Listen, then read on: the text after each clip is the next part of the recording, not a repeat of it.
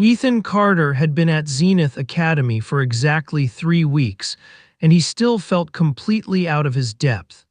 The Academy was an elite interspecies educational institution, accepting only the brightest students from across the Galactic Coalition. Ethan had earned his place through sheer academic merit and a scholarship program designed to integrate more humans into higher education. But merit didn't change the fact that he was surrounded by students whose families had wealth, connections, and social status he couldn't even comprehend. He was just a kid from Earth's agricultural colonies. Everyone else seemed to be somebody. Which is why when he saw the girls struggling with an armload of books in the library corridor, his first instinct was just to help. She was Velkari. He recognized the species from orientation materials. Orange skin, blonde hair that fell in elegant waves, violet eyes currently focused on the precarious stack of textbooks threatening to topple. She was also significantly shorter than him, maybe 5'3", making the tower of books she carried nearly comical. "Need a hand?" Ethan asked, stepping forward. She looked up, startled, and in that moment the stack shifted. Ethan lunged forward, catching half the books before they could scatter across the floor. "Oh, thank you." Her voice was soft, musical, with a slight accent. "I may have been overly ambitious with my study materials. Yeah, this is like 8 textbooks for what, one afternoon?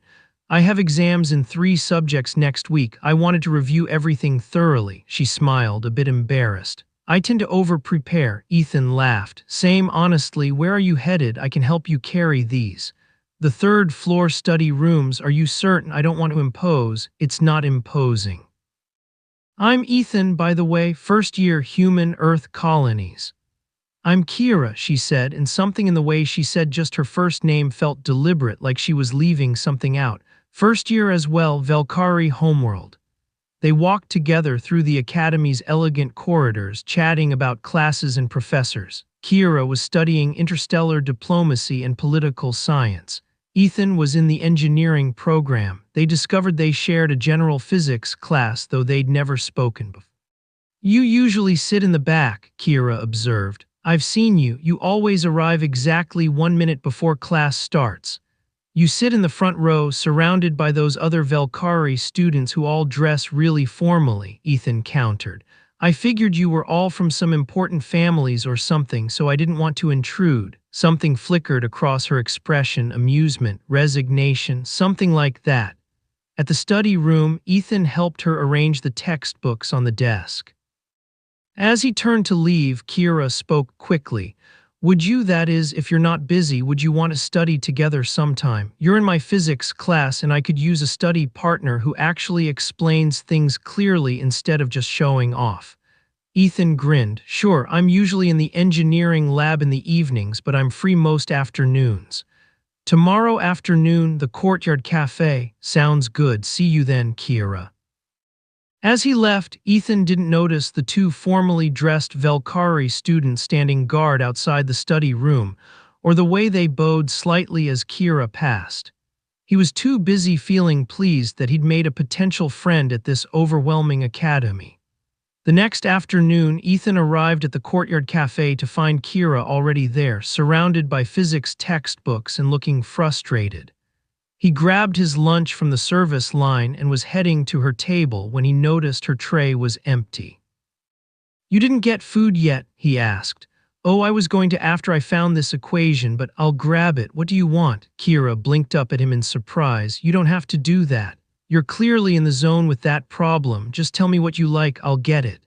She seemed taken aback but rattled off her order. Ethan returned 5 minutes later with her food, setting it down before sliding into the seat across from her. "You really didn't have to serve me," Kira said softly. "It's not serving, it's just grabbing lunch. We all eat." Ethan pulled out his own physics notes. "Now what equation is destroying your soul?" They fell into easy studying. Ethan discovered that Kira was brilliant but had a tendency to overcomplicate solutions. She discovered that Ethan had an intuitive grasp of physics that made complex concepts simple. You should be a teacher, Kira said after Ethan explained gravitational equations using the cafe's salt shaker and a napkin. That made more sense than 3 lectures. Now I like building things more than explaining them, but thanks. They studied together for 3 hours until Kira reluctantly said she had to leave for family obligations. As she gathered her books, Ethan automatically stacked them and carried them for her. Ethan, you really don't need to. It's like 20 books again. How are you even checking all these out? I have special library privileges. Lucky, I can only get 5 at a time. At the library entrance, those same formally dressed Velkari students from yesterday appeared. They nodded to Kira with clear deference, and one moved to take the books from Ethan. It's fine, Marcus, Kira said quickly. Ethan's helping me, he's a friend. The way she said friend sounded almost defiant. The one called Marcus looked like he'd bitten into something sour but stepped back. After Kira disappeared into the library with her security detail, though Ethan didn't realize that's what they were, his roommate Dev caught up with him. Dude, are you insane? What? You were just carrying books for Princess Curlin of Velkara. Ethan stopped walking.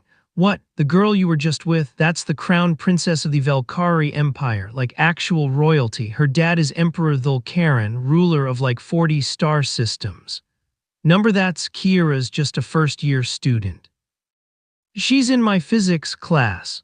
Yes, the crown princess is in your physics class because she's next in line to rule one of the most powerful empires in the coalition and needs a top-tier education. Dev pulled up a holographic news article showing Kira at some formal state function, wearing elaborate gowns and jewels, surrounded by dignitaries. That's her. Ethan stared at the image, then at his hands, which had just been casually carrying the crown princess's books like she was any other student. Oh no, oh yes, you've been treating actual royalty like a study buddy. The whole academy is talking about it. Why didn't she tell me? Maybe because you're literally the only person here who treats her like a normal person, Dev suggested. Everyone else either fawns over her or is terrified of her status. You just helped her carry books. Ethan sat down heavily on a nearby bench. I told her she over-prepares. I grabbed her lunch. Oh God, I explained physics to her using a salt shaker. This is either going to end really badly or really interestingly, Dev observed. My money's on badly. Royal families don't generally appreciate commoners being too familiar with their heirs. The next day, Ethan debated skipping physics class, but that was cowardly, and he'd never been a coward. So he arrived exactly 1 minute before class started, as usual, and tried very hard not to look at the front row where Kira, Princess Curlin, sat. He failed. She was looking right at him, her expression uncertain. After class, Ethan tried to slip out quickly, but a hand caught his sleeve. Ethan, wait, please. He turned to find Kira standing there, her violet eyes anxious. Her usual entourage of formally dressed students hovered nearby, watching with clear disapproval. Your Highness, Ethan said stiffly, giving an awkward bow because he had no idea what protocol was appropriate. Kira flinched. Don't do that. Do what? Show proper respect to treat me differently. Ethan, I'm the same person I was yesterday. You're a crown princess, he said quietly, aware of the students gathering to watch this drama. You're literally going to rule an empire someday. I carried your books. I grabbed your lunch. I explained basic physics to someone who probably has tutors with more degrees than I'll ever earn. I have terrible physics tutors who make everything confusing. Kira's voice cracked slightly. And you helped me because you're kind, not because of my title. Do you know how rare that is? I helped you because I thought you were a regular student who needed help. I am a regular student. I'm also a princess, yes, but here at this academy I'm just another first year trying to pass physics and not fail diplomatic theory. She stepped closer, lowering her voice. Ethan, everyone here knows who I am. They bow and scrape and watch every word they say around me. They offer to help because it might earn them political favor, or because my security detail is watching, or because they want to tell people they assisted royalty. And I helped because you had too many books. Exactly. Kira's eyes were bright with unshed tears. You saw someone struggling and just helped. No agenda, no calculation, just basic kindness. And then you studied with me and treated me like an equal, made jokes, corrected my equations without worrying about offending me. You have no idea how much I needed that. Ethan felt his anger deflating. You still should have told me. I know I'm sorry, but would you have treated me the same way if you'd known? Would you have grabbed my lunch, carried my books, explained things with salt shakers?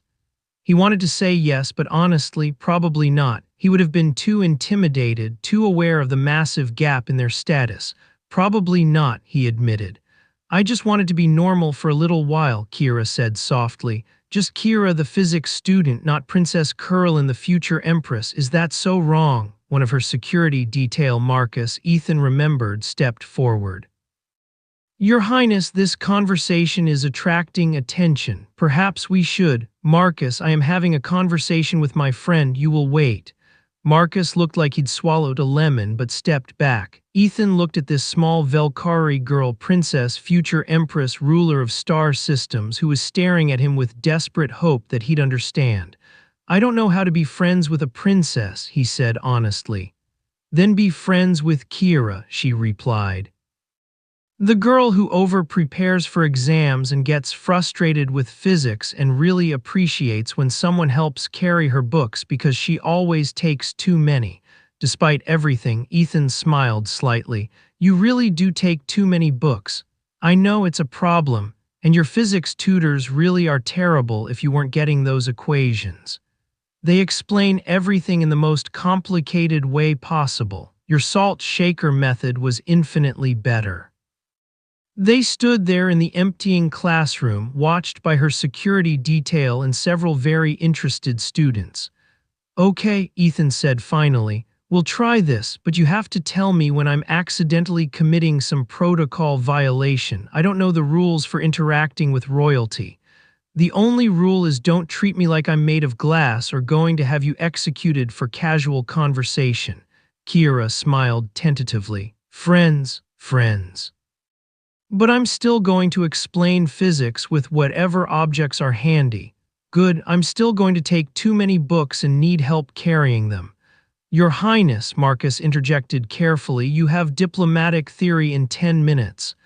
I'm aware, Marcus, thank you. Kira gathered her materials and Ethan automatically reached for the heavier textbooks. See, she said to her security detail, he just does that, it's who he is. Marcus exchanged glances with the other guards but said nothing as Ethan carried Kira's books to her next class, chatting about the physics homework like nothing had changed. Except everything had changed and they both knew it. The next few weeks were an adjustment. Ethan couldn't quite forget that Kira was royalty, but she worked hard to make him comfortable. They maintained their study sessions, though now he understood why she had a private study room and unlimited library privileges.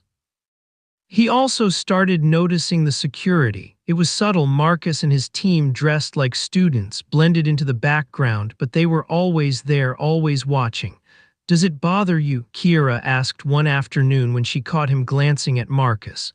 The security, a little, feels like I'm always being evaluated. You are, she said bluntly. Marcus reports to my father about everyone I interact with. It's invasive and annoying, but it's reality. What does he report about me? That you're a human engineering student of common birth who treats me with casual familiarity and apparently has no sense of proper protocol. She grinned. Also that you're a positive influence on my physics grades. I feel like that first part should get me in trouble. It would if my grades weren't improving and if I wasn't clearly happier. Kira set down her stylus. My father wants me to be educated, competent, and capable of ruling. If having a friend who treats me normally helps with that, he'll allow it, especially since Marcus's reports confirm you have absolutely no political agenda. I really don't, I just like studying with you. I know that's why Marcus hasn't scared you away yet. Their friendship deepened. Ethan learned to navigate the strange space of being close to royalty, understanding when Kira needed to be formal for official functions, but maintaining their easy equality during study sessions. Kira learned to let someone help her without seeing it as a political maneuver. Ethan still carried her books, still grabbed her lunch when she was too focused to get it herself, still explained complicated concepts with whatever objects were handy. And Kira still took too many books, still over-prepared for exams, still lit up when Ethan made her laugh with terrible engineering jokes. 3 months into their friendship during finals week, Ethan found Kira in her study room at midnight, surrounded by books and looking exhausted. "You're going to burn out," he said, setting down the coffee he'd brought her. "I have 3 exams tomorrow. I need to review. You need to sleep. You've been studying for 14 hours straight. I'm a princess. I'm expected to excel. You're a person. You're expected to not collapse from exhaustion." Ethan started closing books over her protests. "Come on. I'm walking you back to your quarters." "Ethan, that wasn't a suggestion, Kira." She stared at him, and he realized he'd just given an order to a crown princess. Marcus, appearing from the shadows, looked ready to intervene. Then Kira laughed, tired but genuine. "You're the only person in the galaxy who talks to me like that. Someone has to. You're terrible at self-care, and you're terrible at protocol. That's why we work." Kira gathered her things, fewer books this time, and let Ethan walk her back. Marcus and the security detail followed at a discreet distance. At her quarters, which were more like a luxury suite, Kira paused. "Thank you, Ethan, for treating me like a regular person, for being honest with me, she gestured vaguely, for being a friend. That's what friends do. They carry your books, grab your lunch, and tell you when you're being an idiot about studying." "I'm not being an idiot." 14 hours, Kira, idiot behavior. She shook her head, smiling. "Good night, Ethan. Good night, Your Highness. Just Kira, he agreed. As he walked away, Marcus caught up with him. "Mr. Carter, a word." Ethan braced himself. "If I violated protocol, you treat Her Highness with casual familiarity that would be inappropriate from most individuals," Marcus said carefully. "But in 3 months, I've watched her transformation. She's happier, more confident, performing better academically. She laughs regularly. She has a friend who sees her as a person first." "Okay, my duty is to protect the princess. I initially viewed you as a potential security risk, an unknown variable with inappropriate access." Marcus's stern expression softened almost imperceptibly. "I was wrong. You protect her too in ways I cannot. You protect her from the isolation of her position, from the loneliness of being treated as a symbol rather than a person. I just carry her books. You do far more than that, and we both know it." Marcus nodded slightly. "Carry on, Mr. Carter, but perhaps encourage Her Highness to take fewer books. My back thanks you." Ethan laughed despite himself. "I've been trying. She doesn't listen." A common challenge with the royal family. Finals ended. Ethan aced his engineering exams. Kira excelled in all her subjects, thanks partially to Ethan's tutoring in physics. On the last day before holiday break, they met one final time in the courtyard cafe. "I'm going back to Earth for a month," Ethan said, "visiting family in the agricultural colonies. I'm returning to Velcara, state functions, formal dinners, all the princess duties." Kira wrinkled her nose. "It's going to be insufferably formal after months of casual interaction." "You'll survive, you're tough," says the human who carried my books for an entire semester without realizing I'm royalty. In my defense, you could have mentioned the crown princess thing. Where would the fun be in that? They sat in comfortable silence, watching other students head off for break. "Ethan," Kira's voice was softer, "thank you for everything this semester, for being exactly what I needed, someone who saw me, not my title. You're easy to see, Kira, you just needed someone actually looking." When they parted ways, Kira to her diplomatic transport, Ethan to the station shuttle, she hugged him quickly, surprising them both. "See you next semester, friend," she said. "See you next semester, Your Highness." "Kira, just Kira," he agreed. As Ethan boarded his shuttle, Dev appeared beside him. "So you survived a full semester of being friends with a crown princess. Apparently. Think it'll continue next semester?" Ethan thought about Kira's smile, her terrible physics understanding, her tendency to take too many books. He thought about study sessions and casual conversations and someone who just wanted to be treated normally.